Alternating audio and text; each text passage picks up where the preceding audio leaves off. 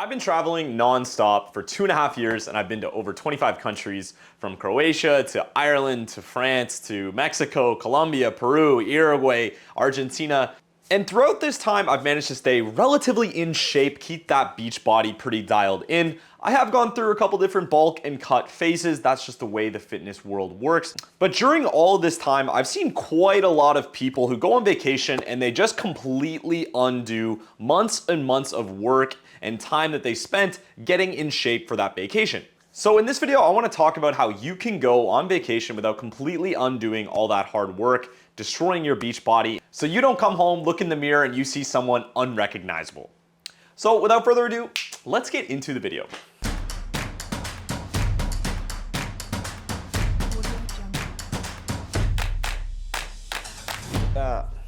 All right, welcome back. Welcome to my channel. My name is Alex and this is The Lifting Nomad. If you are new here, this channel is all about pretty much traveling while staying in shape, enjoying the finer things in life without sacrificing our health and wellness. And in this video, like I said, I want to talk about how I actually go on vacation, how I travel pretty much permanently without losing my beach body and all the hard work and the thousands of hours that I've spent going from a fat kid to a relatively in shape fitness bro. So first things first, let's just start with some general advice. And this is coming from everything from all-inclusives to cruises to long-term stays to hostels. This is just what I've seen. So obviously this isn't going to be applicable for everyone, but this is just generally my recommendation and how I manage to basically not gain any weight if I go on a week-long cruise or I go for a week in an all-inclusive.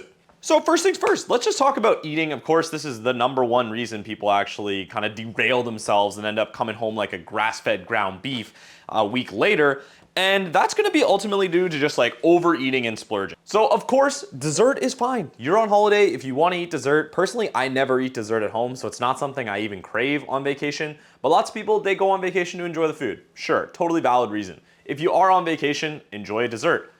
Don't enjoy 10 desserts.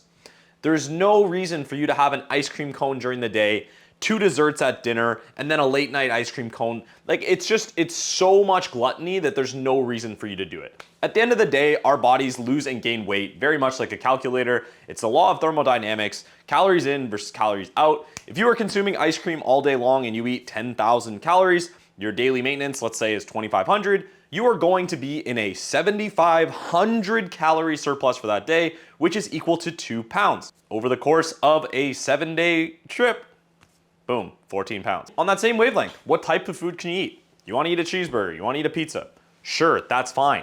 Just don't eat 10 pizzas. There's just no reason to keep overeating this drastically much. Of course, you're gonna have to eat while you're on vacation, totally fine. For me, I typically stick with a lot of the same foods that I'm eating while I'm at home. Steak, chicken, vegetables. For breakfast, I'm having things like oats, fruit, black coffee. This is like what I eat when I'm at home. And when I'm on vacation, really the only thing that changes is that I drink a lot more alcohol than I normally would over a week's time frame, and I usually don't exercise as much as I would at home. So, have a dessert, that's fine. Don't have 10. Have a pizza, that's fine. Don't have 10. You get the idea. Second thing I generally recommend is walking as much as humanly possible. Over the last year, courtesy of my Apple Watch, I have averaged around 15,000 steps per day over a year time frame. Now, obviously that's really, really high, but keep in mind, I am someone with a terrible metabolism for burning calories, so I actually have to do this much exercise or I just gain weight. My body just gains weight so easily that I have to exercise an insane amount or I just get fat. So with that said, when you're on vacation, try and walk as much as you can. I pretty much never take the elevators if I'm on like an all-inclusive or if I'm on a cruise. If I'm staying in a hotel, like anything more than 5 floors, I'll probably take an elevator, but usually I just take the stairs. I find it just burns some extra calories. I feel better doing it. My heart rate is lower throughout the trip. And then when I come home, I generally don't gain any weight. If anything, I lose weight. The other thing to think about is you're on vacation. You have nothing else to do. So why not, like, you know, grab a beer, go for a walk on the beach, go see some of the sights in town, go on a walking tour of the city you're staying in, go do like a food and wine pairing tour where you walk around the city. There's so many things you can do that add in steps throughout the day that doesn't have to be just waking up early to go to the gym. Now that we're talking about the gym, let's talk about exercise. How much should you actually work out when you're on vacation? Typically for me, I do longer term stays of like 1 to 3 months in a city. So I'm generally working out about the same as I would at home. which is usually about 5 days of strength training accompanied with 5 or 6 days of cardio. That's obviously on top of my 15K steps a day.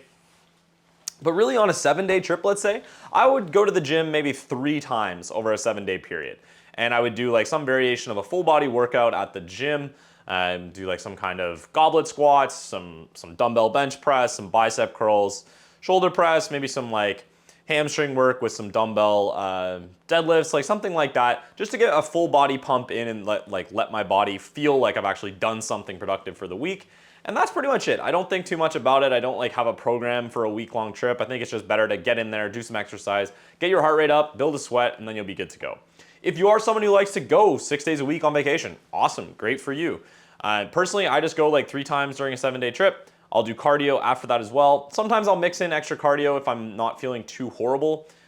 Specifically, I'm talking about cruise ships where it's like if you're moving a lot at sea, I don't like to use heavy weights as it can be a little bit dangerous. I can just picture a 50-pound dumbbell smashing me on the forehead, breaking my nose, and then I have a shitty trip the rest of the week. Okay, so like I talked about earlier, for me, when I travel, alcohol is obviously extremely important. When I go on a true vacation, for me, that is somewhere where I can just wake up in the morning, have my breakfast, and then have a mimosa, have a Bloody Mary, and just get my day started. Like that's the kind of true like 1 week vacation I enjoy.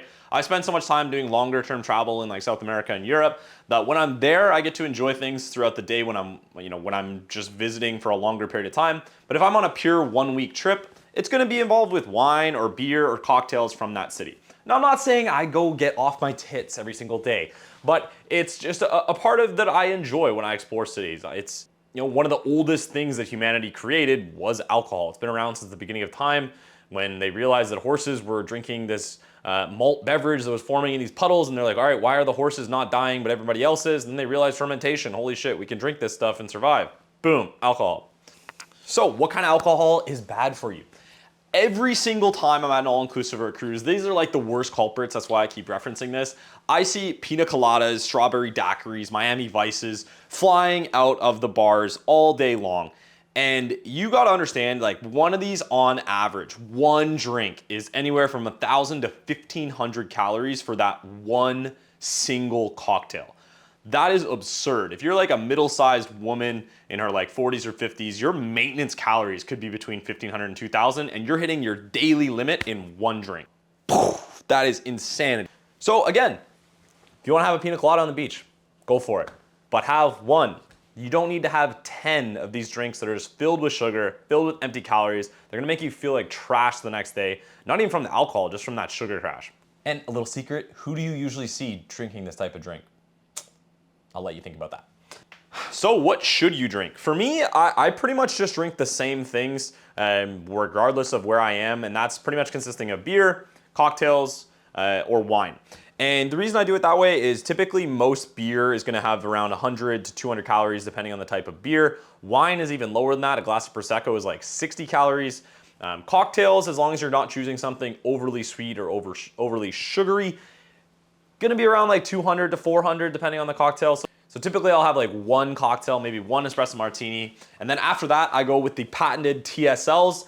Shout out my boy Daddy Wellness on Instagram. He's really the goat of this concept of the TSL method. Tequila soda lime, vodka soda lime, gin soda lime, something like that. Just really easy, really low calories. It actually gets a decent amount of hydration in too. Obviously a little bit of counterintuitive, but if you are drinking soda, it is water that is carbonated. So I'm convinced it's doing something rather than nothing.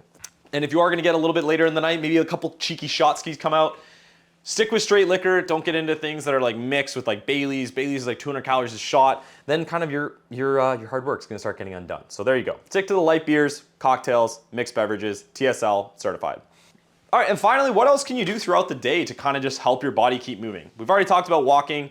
When I'm at an all-inclusive, I will always go up to the bar versus having them serve me. I like to just get a change of pace, get my body moving. I feel better throughout the day, get some steps in, and I also just get to see a kind of a better view of the location, where I am, who's at the bar, who's bartending, that kind of thing. But what other activities can you do? I don't know, do you play sports at home? Do you play volleyball? Go play volleyball. Like, do you play, I don't know, do you wanna go play dodgeball and just shoot some absolute piss missiles at some teenagers? Go for it. There's lots of ways you can add in some extra calorie burning throughout the day without needing to go too hard at the gym. And finally, let's talk about the elephant in the room. Are you going with someone, or maybe are you single and you're feeling a little spicy? Sex burns on average 4 calories a minute. Get after it, son. Well, that's pretty much gonna be my video and my take on how to not gain weight while on vacation. It does not have to be as complicated as a lot of people make it up to be. There is just a simple way to just enjoy what you're doing on vacation without giving up all that progress you made over the last few months. I see people dieting like 3, 4, 5, 6 months at a time and then completely undoing it by not exercising, eating like garbage, and drinking all these pina colada bullshit. Then they go on like Reddit and say, oh, I gained 10 to 15 pounds on my cruise. Well, it's like, you know, what did you expect? You did nothing and ate like it was your death row meal. So this was going to be the video. Hopefully if it was useful, if it was, feel free to leave a like or comment in the section below. Always helps the algorithm. As always, my name's Alex. Welcome back to Lifting Nomad. We'll see you in the next one. Peace.